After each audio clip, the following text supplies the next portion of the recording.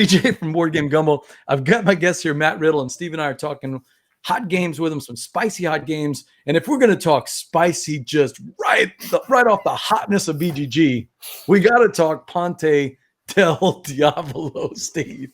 Give us hotness. Geez, hotness off of BGG. Was there an internet when this game was made? I don't know about that one.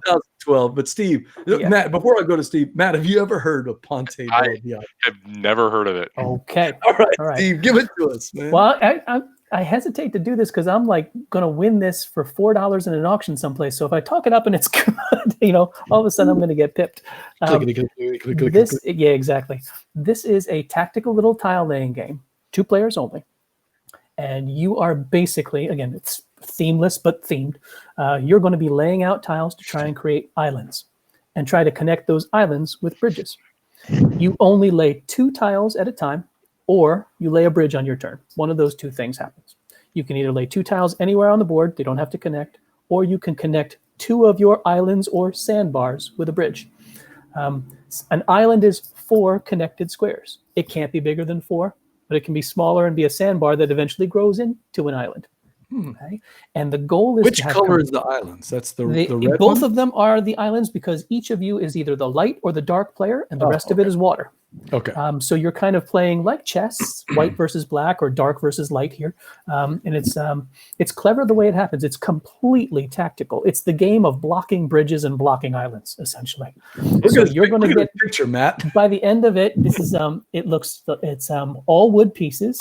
And you get, if you were able to look at this at board level, you'd see that these were like the bridges over the canals in Venice. It's an homage to the man who created Twixt, who ended up living in Venice in his later years. By the way, a little background. This is a version, right, of Twixt from Alex Randolph. He's got the pedigree, man. This guy designed so many good games way back when. It's not Alex Randolph. It's somebody who took over some of his games after he passed away and finished some of his designs, and then came up with this is a new design that was kind of an homage to him. Oh, so it's not Twixt. It's not Twixt, but it's kind of inspired by the idea of connecting across the board and laying things out and blocking each other, because that's what the game's all about, essentially. By the end of the game, you'll get points for every island that you've completed, but you'll also get an increasing number of points if you can chain islands together. So one island that's not connected to any of your other islands is just 1 single point. But connect 2 islands and it's 3. Connect 3 islands and it's 6. Connect 4 islands and it's 10. The rules are funky in that when you're laying down these tiles, the moment you put down a bridge, no tile can go underneath that bridge. That's now permanently water. So you're going to be blocking people out by laying your bridges or putting down tiles between their tiles before they can lay their bridge. This is definitely a devilish game, which is maybe where the Ponte del Diavalo part comes from.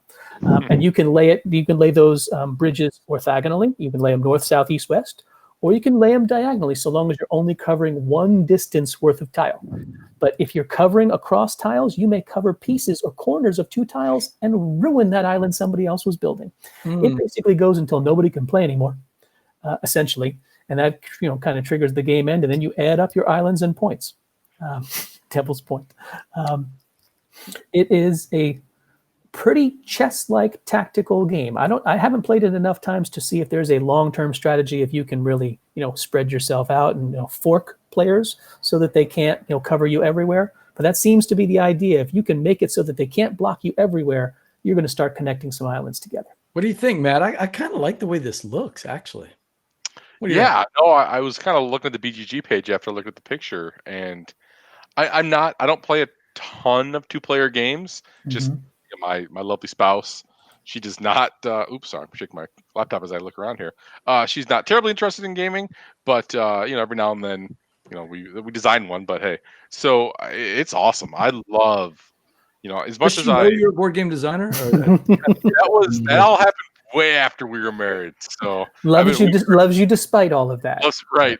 Yeah. She's like, what is this now? No, we've been married for like 20 years, actually. So, and that was, thank you. Board game design is about the last 8 of those. So she's well aware then. Yeah. Oh yeah. So I love these. Paid for the pool and the condo and the beach house.